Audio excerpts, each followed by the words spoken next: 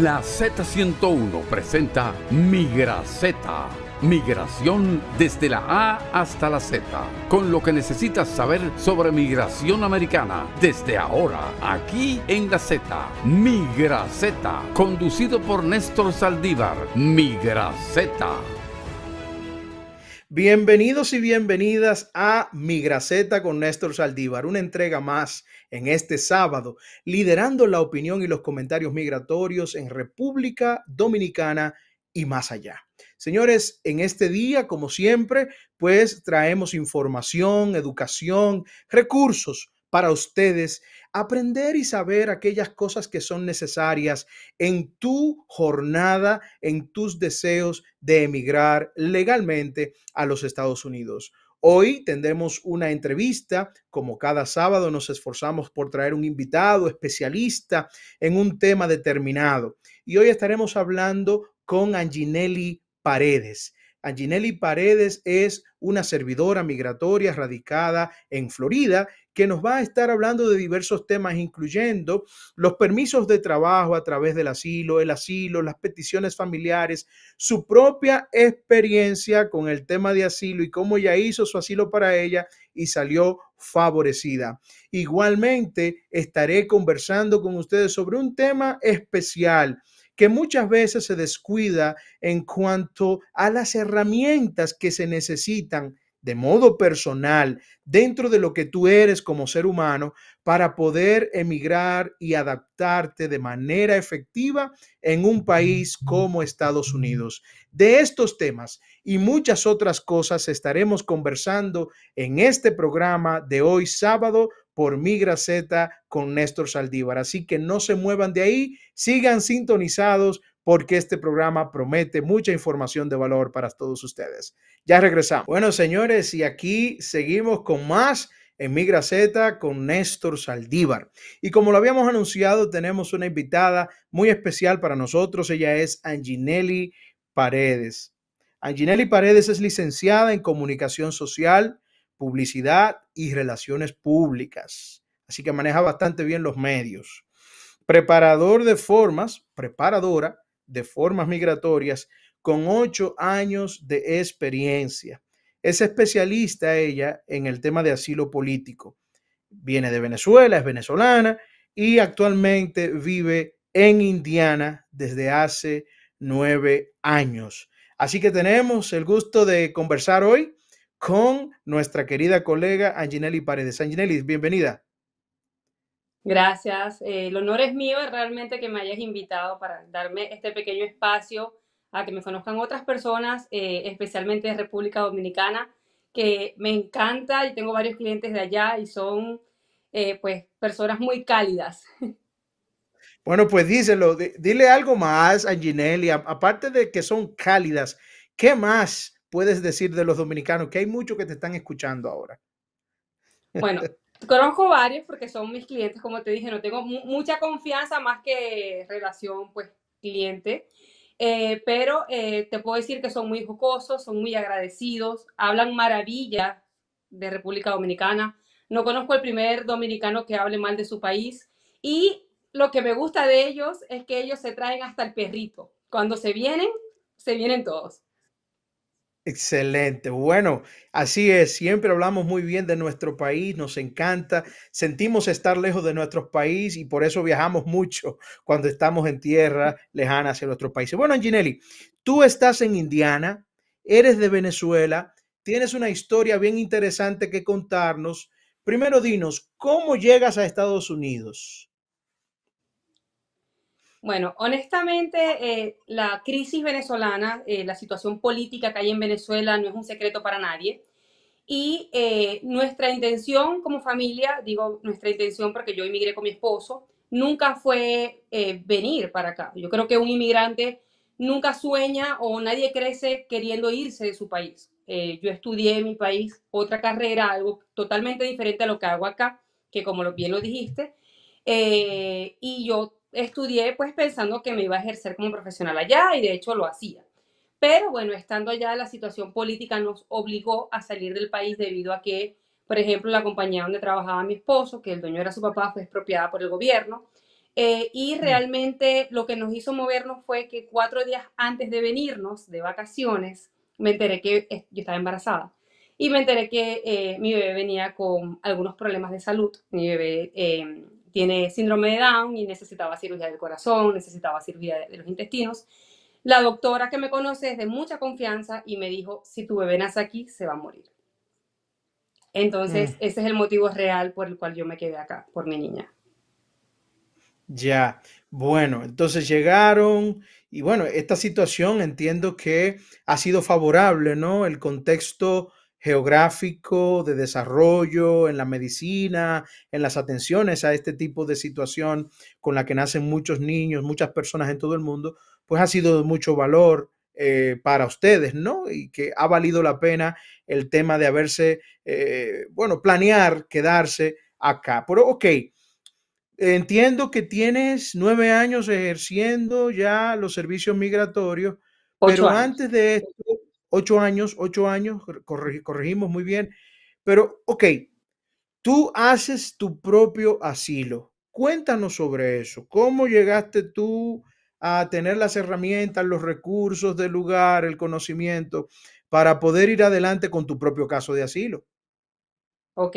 Es importante saber que cuando una persona va a emigrar, pues hay que estudiar bien el país y el lugar donde tú vas a ir. A pesar de que nosotros teníamos poco tiempo desde que nos enteramos para poder tomar la decisión de venirnos para acá, ya estaba a lo mejor en planes o en vista en futuro. Por lo tanto, ya yo hablaba un poco el idioma inglés. Es bien importante que si una persona se quiere ir o quiere venirse para acá, tiene que tener por lo menos una base del idioma y, bueno, en mi caso, cuando yo llegué, a mí me gusta mucho leer, a mí me gusta mucho, pues, estudiar y tenía, digamos, ese pequeño tiempo libre mientras estaba embarazada. Empecé a leer, a ver videos, conocí un abogado que realmente fue quien me ayudó. Él me explicó cómo hacer mi asilo, de hecho, yo fui su cliente y él me dice, mira, vas a hacer el asilo de esta manera, de esta manera, de esta manera. Yo iba y él me lo corregía. Al final de todo, yo cuando me toca meter el asilo, él me dice, lo vas a enviar a esta dirección, todo esto.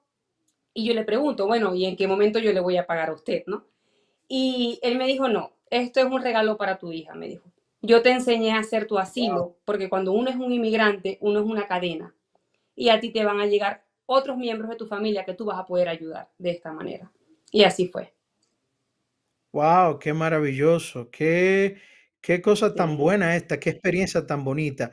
¿De qué manera Sí. esa experiencia ha marcado lo que tú has vivido entonces ya siendo servidora migratoria, ahora preparadora de formas que eres?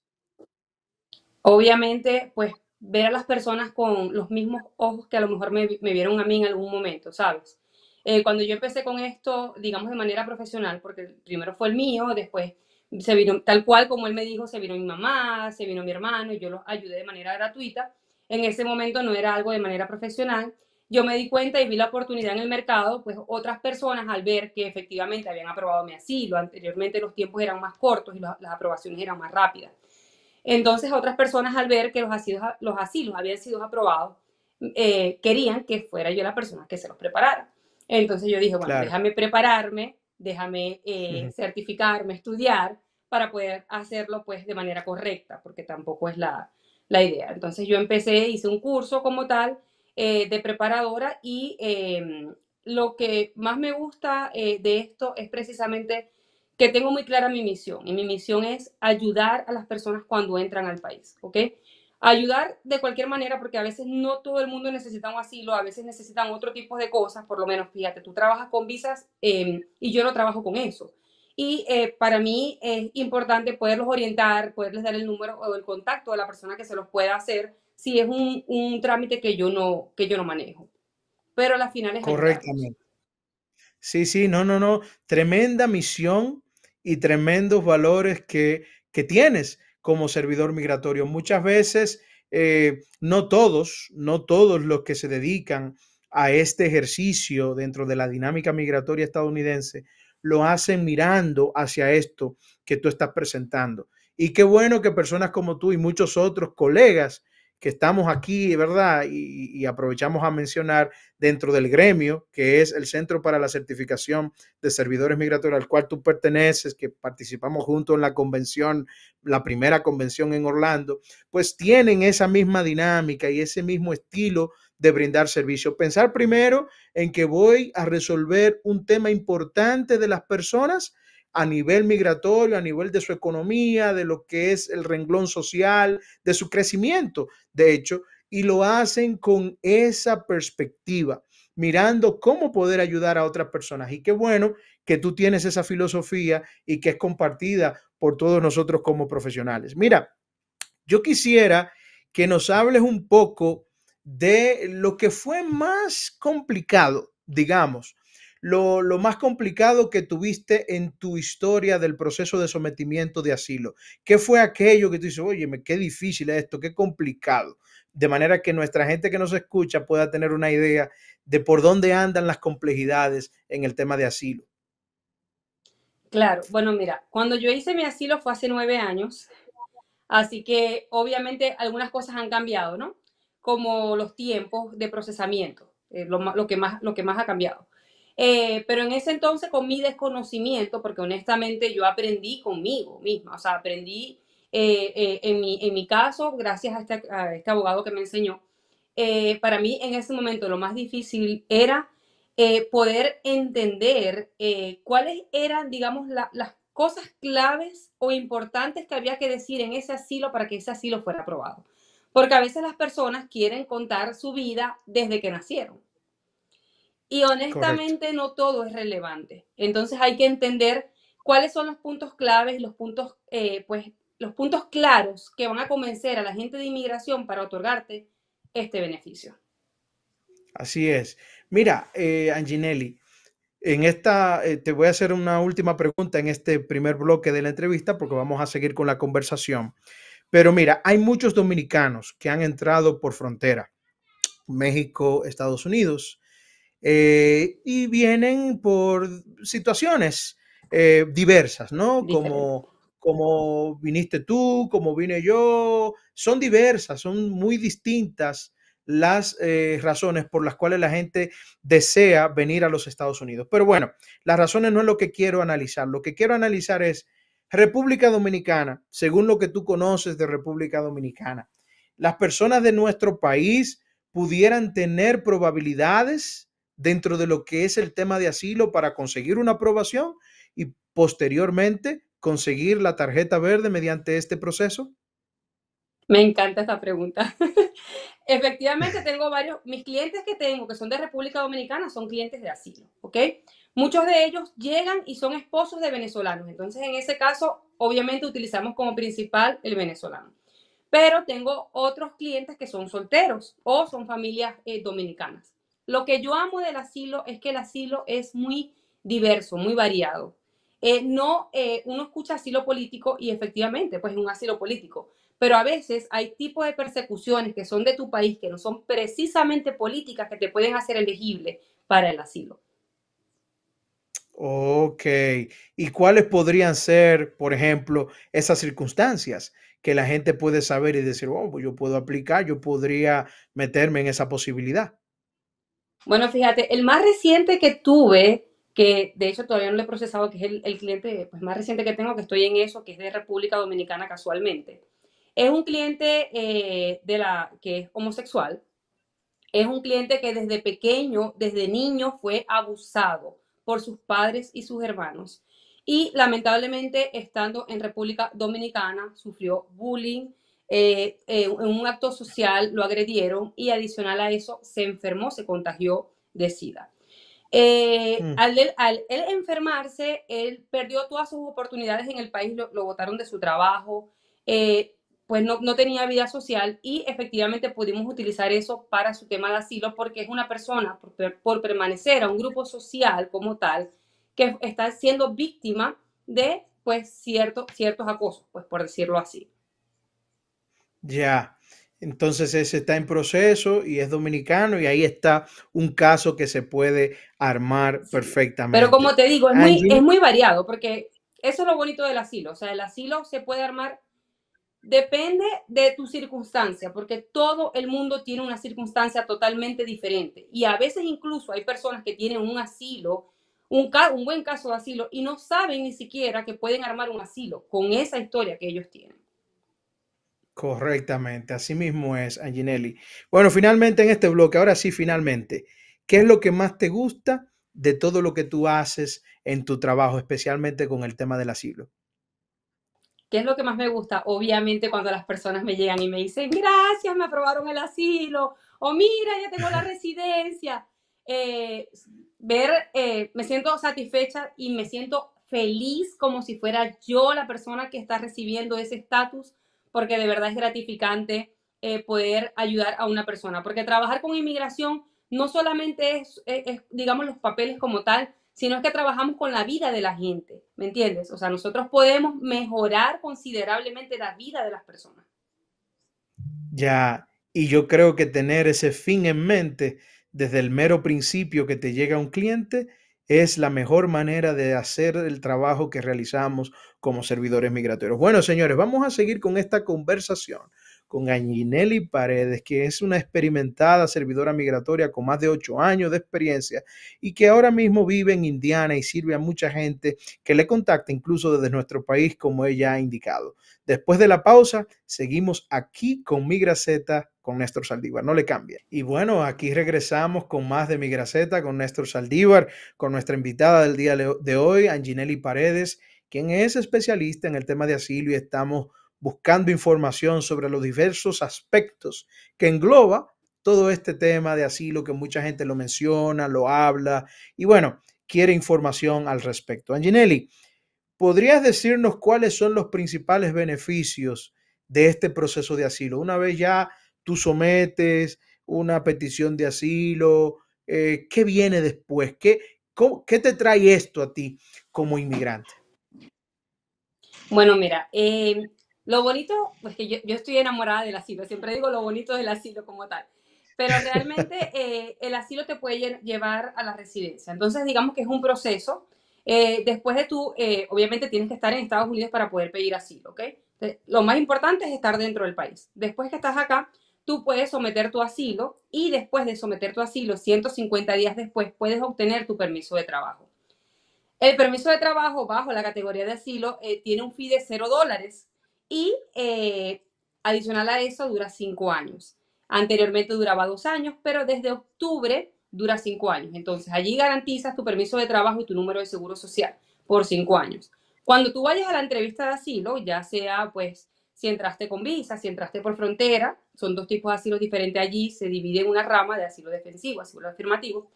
Pero suponiendo a una persona que entró por frontera, después de allí la persona va a la corte y después de un periodo, generalmente son 2 o 3 cortes, supongamos que el juez te apruebe el asilo, ¿ok? Que es lo que se busca. El juez te otorga el asilo. Al momento de otorgártelo, al día siguiente, anteriormente había que esperar un año, ya no. Al día siguiente tú puedes obtener o pedir la Green Card, la famosa Green Card, lo que es la residencia permanente o ajuste de estatus. Bien bonito que cuando estás asilado, tú no eres carga pública para el país. Entonces el proceso es un poquitico más Oye, rápido, más fácil. Y no está esa preocupación que a lo mejor con otro tipo de procesos, mira, la carga pública, tal. Como asilado es totalmente diferente y ya después, obviamente, de tener tu residencia, te vas a poder hacer ciudadano. excelente. De esta última parte que dice, ¿por qué es un gran beneficio que estar en un proceso de asilo y recibir, ¿no? Una aprobación eventualmente y el hecho de que la carga pública no sea un requisito aplicable para los solicitantes de asilo? ¿Por qué esto representa un gran beneficio? Quizás pudieras Bueno, abordar un poquito el tema de la carga pública para que nuestra audiencia pueda estar mejor situada. sí, básicamente cuando una persona va a ajustar el estatus con otra categoría, por ejemplo, por matrimonio, esta persona debe cumplir con ciertos requisitos económicos y no va a poder optar a algunos beneficios a lo mejor del gobierno, a diferencia de una persona que está asilada.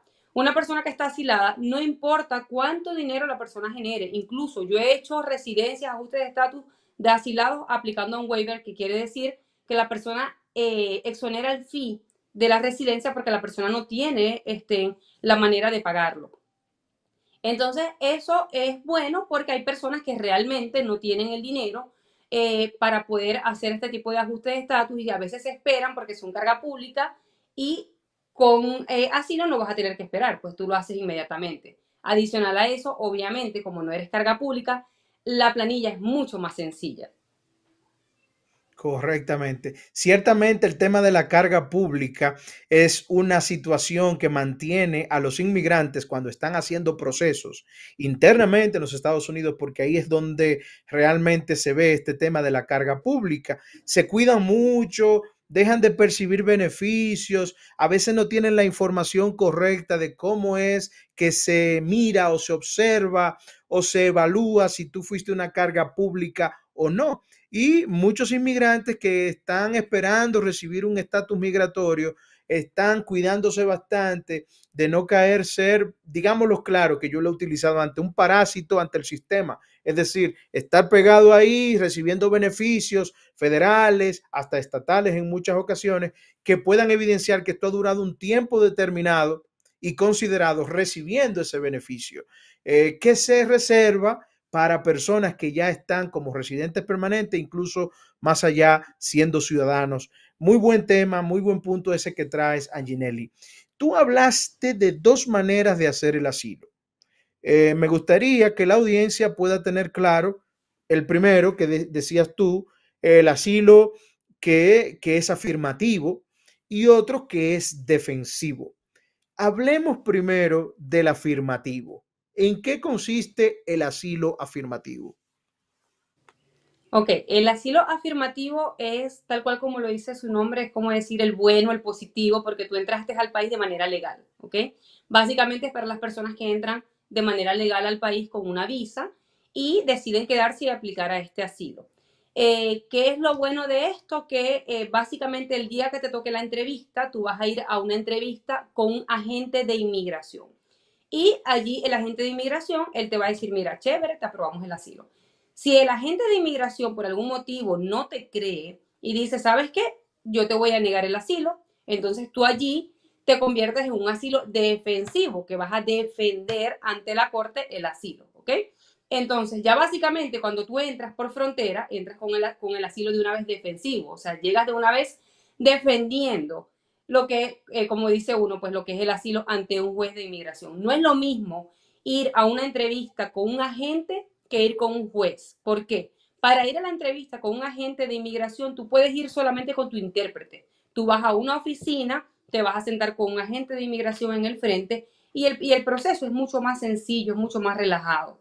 Ahora, cuando vas a la corte, obviamente, el juez, su prioridad es deportarte. Está el fiscal que te va a hacer la vida en contra también porque o sea, el trabajo de ellos es no darte el asilo. Y vas a tener que ir, lo ideal es que vayas con un abogado que te represente porque pues precisamente todo el tema es más complejo. Eso que nos dice entonces entre las distinciones del asilo defensivo y el asilo afirmativo. ¿El afirmativo entonces tiene más probabilidades de ser aprobado? Las probabilidades, honestamente, si nos vamos a los porcentajes como tal, al porcentaje de aprobaciones, el asilo afirmativo actualmente está por debajo del defensivo, pero no es porque lo aprueben menos, es porque la cantidad de personas que hay ahora con un asilo defensivo es más alto que el de un asilo afirmativo, ¿ok? Pero no es que hay más probabilidades de que te lo aprueben, porque si tu asilo está mal, obviamente te lo van a negar, no te va a dar la probabilidad. Lo único es que sí es más fácil, es menos tiempo, es menos dinero, mira, es más cómodo sentarte en una oficina y tener al oficial allí en el frente hablando contigo que ir a una corte de inmigración. O sea, indiscutiblemente es mucho más sencillo. Es menos tenso, la gente se relaja más y Y puede tienes una pues oportunidad conversar. extra. Claro, y tienes Tienes una un... oportunidad extra porque entras con el afirmativo, ¿me entiendes? Esa oportunidad Claro, extra la claro, tienes, a diferencia del defensivo, que no tiene esa correcto. oportunidad de la gente. Correcto.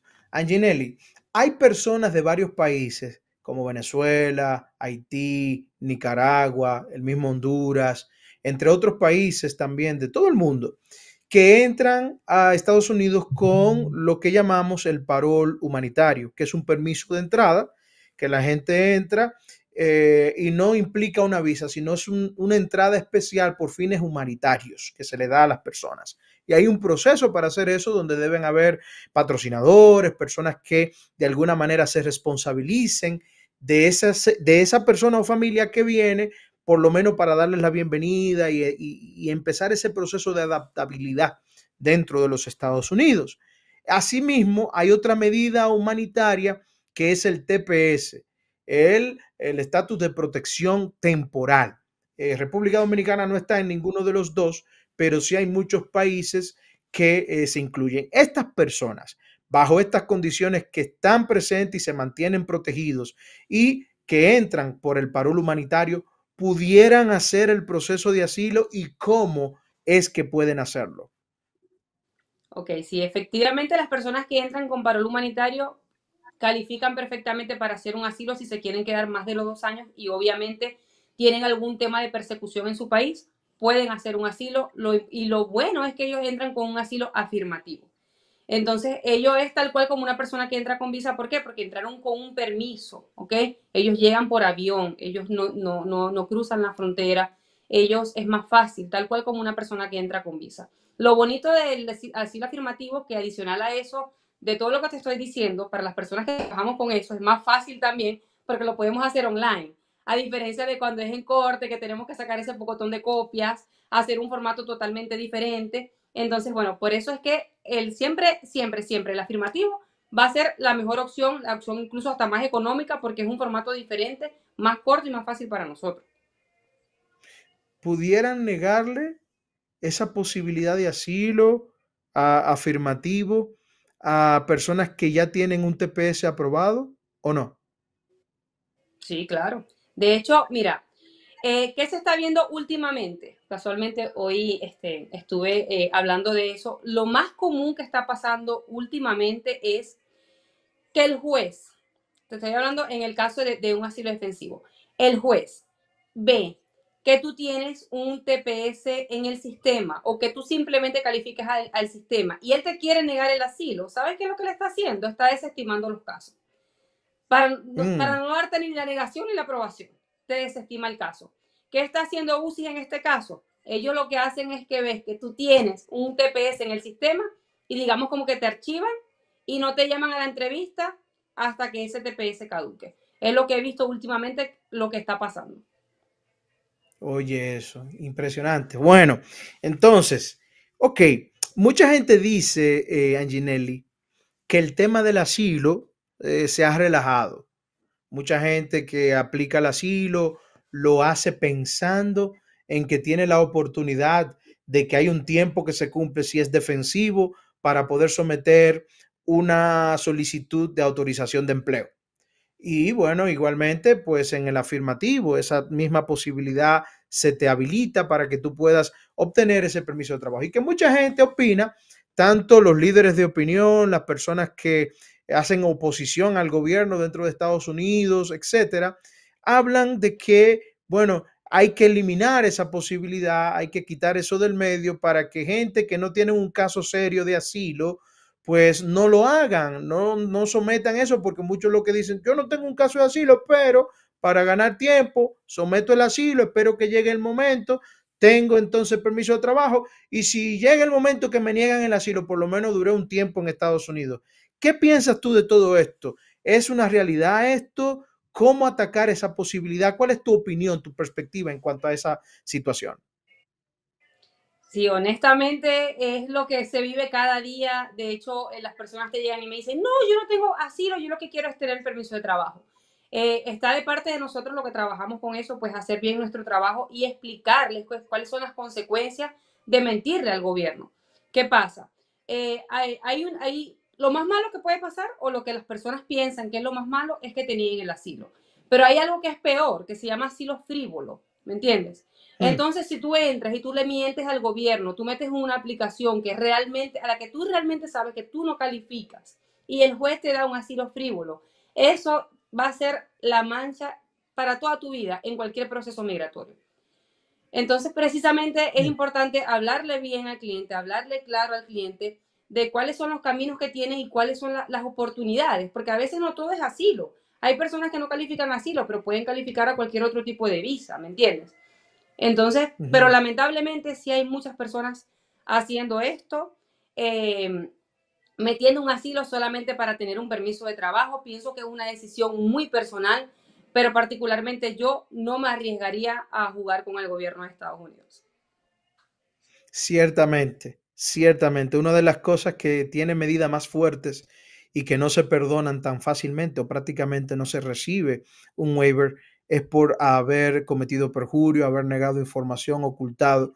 Y eso se ve en cada una de las áreas del derecho dentro de Estados Unidos. Sí. Así que muy buen consejo que das a las personas de que nunca mientan. Y yo creo que esto de mentir, ocultar información, no solamente se aplica al tema del asilo, a una simple visa de turista, tener cuidado con lo que tú escribes en el DS-160 para ir a buscar una visa de turista, por ejemplo, y qué tú dices, de hecho, en la entrevista, porque si se marcó, ok, se va a archivar, te niegan la visa y cuando tú vuelves y vuelves y vuelves y vuelves y vuelves 50,000 veces y te dicen qué fue lo que pasó, que nunca me dieron una visa. Bueno, seguramente dijiste una mentira que no has aclarado y por haber mentido de esa manera tú tienes ese stop ahí.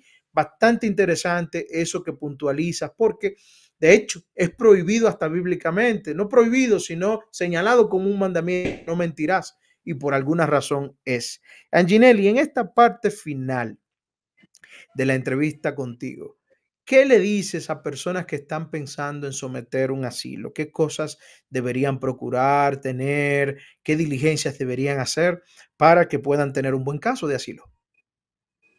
Bueno, lo principal, como lo comenté anteriormente, es que deben estar acá en Estados Unidos. Si son personas que apenas tienen en sus planes pues venir o emigrar, que tomen en cuenta que a veces las cosas, a veces, no sé si te pasa, Néstor, pero a veces los trámites migratorios a veces se vuelven moda. O sea, hay gente que se viene y pide asilo por moda, no porque realmente califique, no porque realmente ni siquiera ellos quieran meter un asilo o quieran emigrar.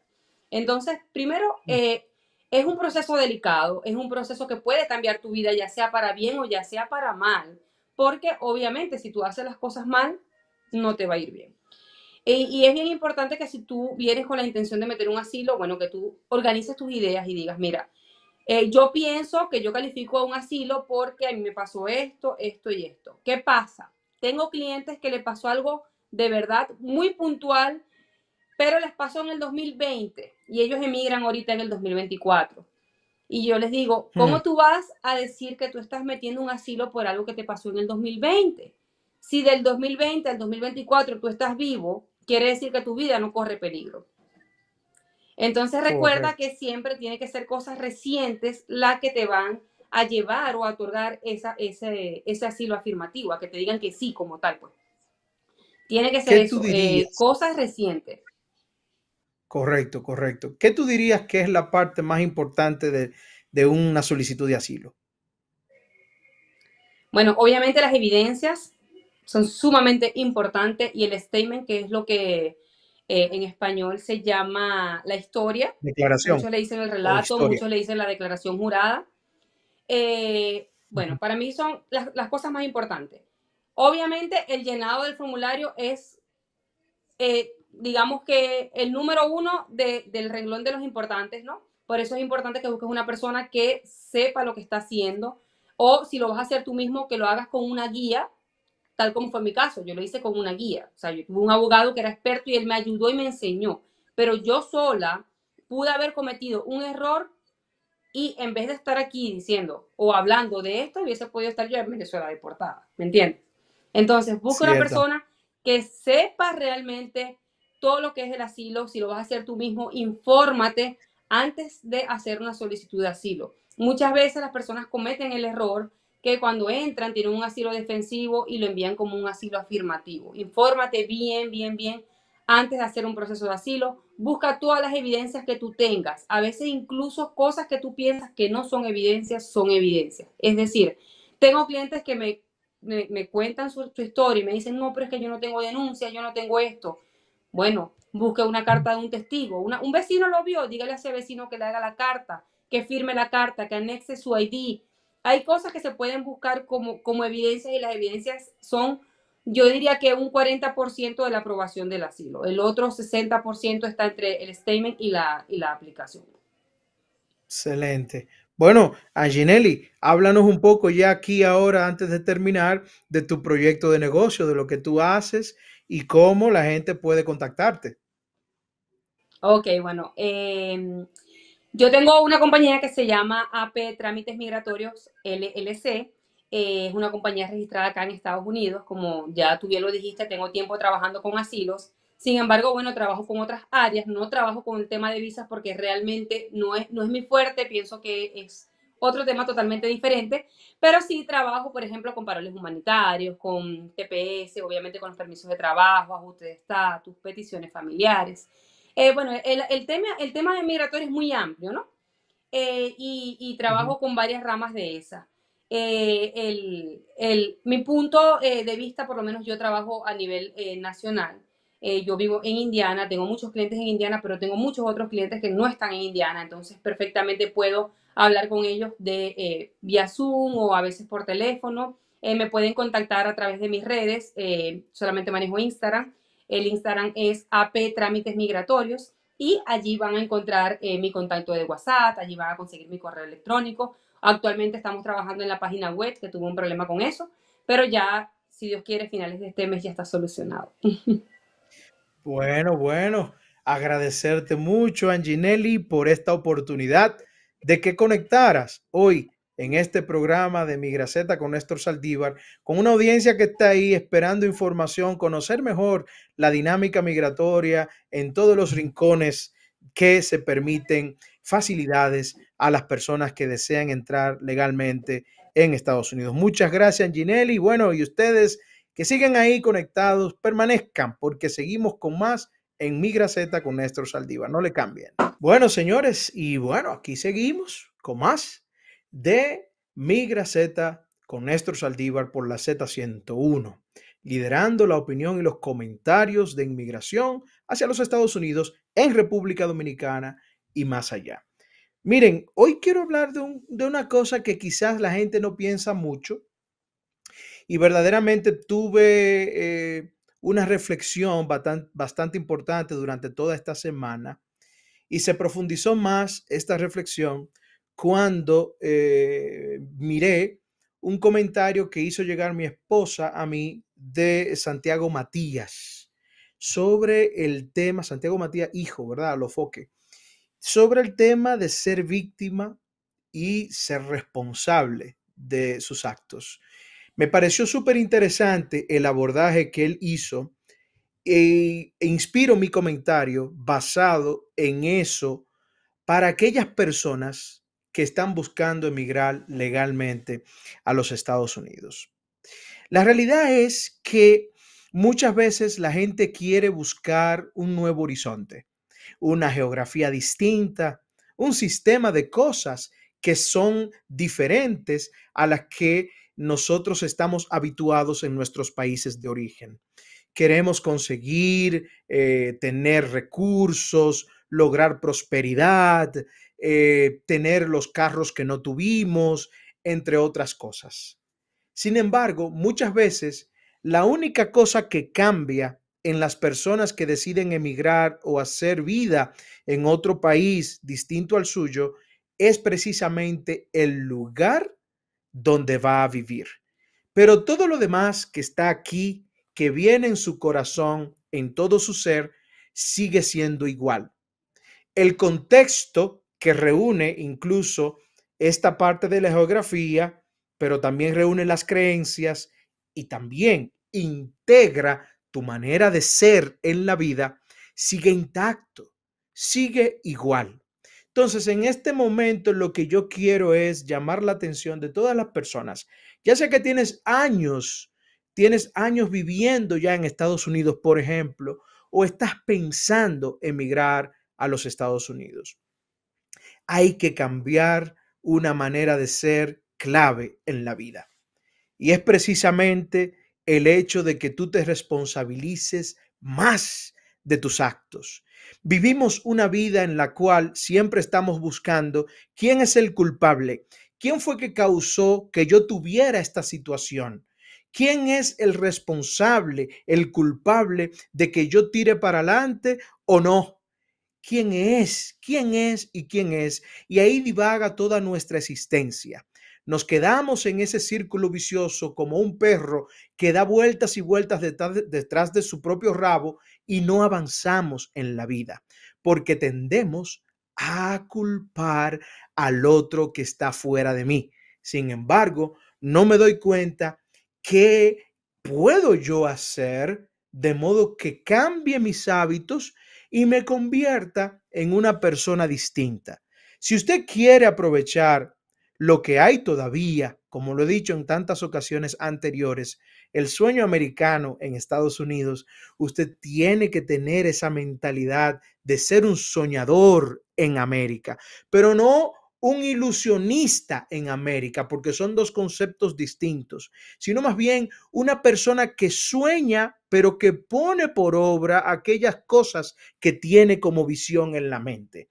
Usted eso no lo va a lograr a menos que cambie la mentalidad de víctimas que muchas veces nosotros en la vida adquirimos por nuestro seno familiar, por cómo nos criamos y por el contexto social que nos engloba a todos.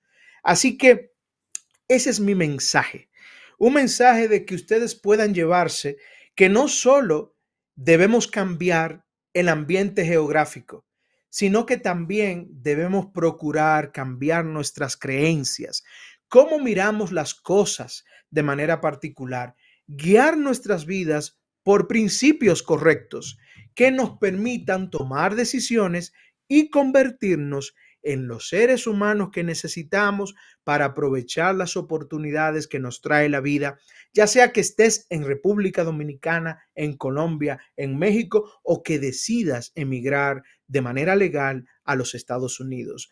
Tenemos que dar cabida a que tú y solo tú eres el responsable de los cambios más trascendentes e importantes en tu existencia.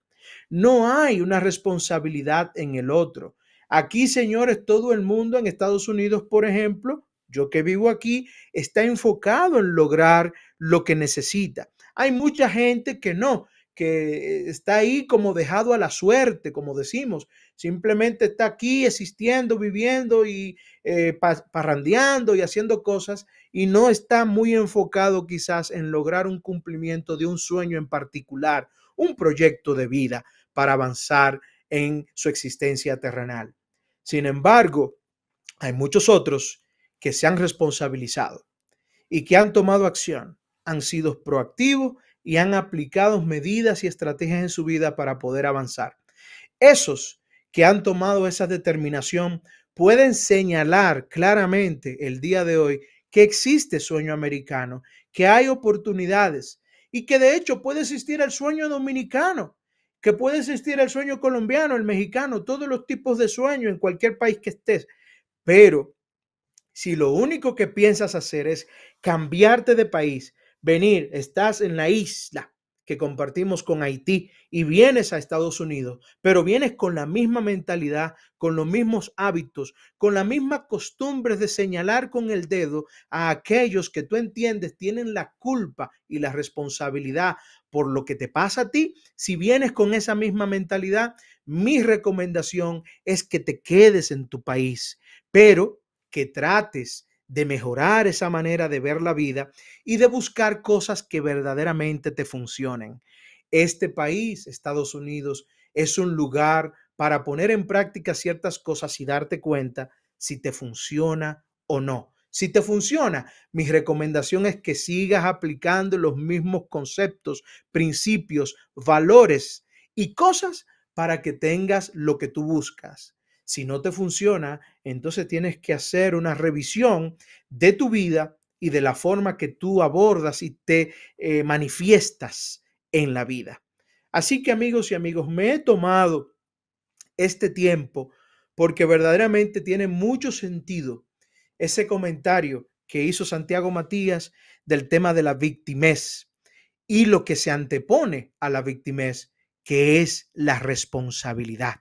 Somos seres humanos creados, y yo creo en esto, a la imagen y semejanza de Dios. Esto significa que hay inherente en nosotros grandes posibilidades de avanzar en la vida. Pero este creador que puso vida en nosotros no nos creó con el interés de que nosotros culpemos a los demás por lo que nos pasa o no nos pasa a nosotros.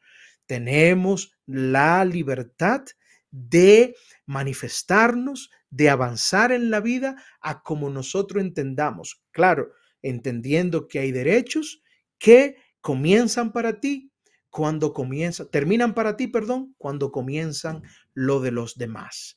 Así que he querido hacer esta reflexión el día de hoy y de nuevo reitero, ya sea que hayas emigrado a los Estados Unidos, que tengas aquí 5 años, 10 años, 15, 20, la existencia completa de tu vida viviendo acá, si no cambias esta manera de pensar y haces ese switcheo de manera que tú digas, ok, en vez de darme cuenta si es el otro que tiene la culpa o la responsabilidad, voy a mirarme a mí y voy a darme cuenta qué es lo que debo hacer para convertirme en la persona que necesito ser, de modo que logre todos mis anhelados sueños, ya sea en Estados Unidos, en España, en República Dominicana o en cualquier país que vivas.